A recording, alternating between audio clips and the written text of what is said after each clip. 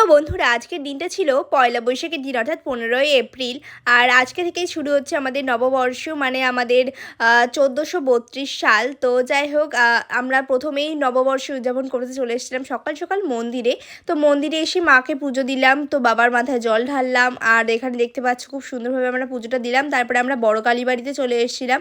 তো এই মন্দিরটাতে আমরা প্রত্যেক বছরই আসি আর কি। তো প্রথমে অন্য মন্দিরে গেছিলাম, শিরীষতলার মন্দিরে। তারপরে আমরা চলে এসেছিলাম এই মন্দিরে। এই মন্দিরে দেখতে পাচ্ছ রাধাকৃষ্ণ ঠাকুরের মূর্তিও আছে। আর তাছাড়া কিন্তু সবশেষে আমরা দর্শন করতে গেছিলাম মায়ের মূর্তি। তো দেখতে পাচ্ছ মায়ের মুখটা দর্শন করে সত্যি মনটা ভালো হয়ে গেল।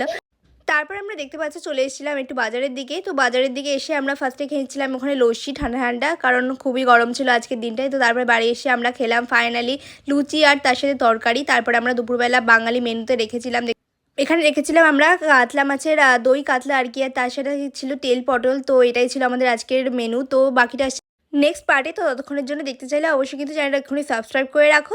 আজকের মতো সকলকে চলো টাটা বাই।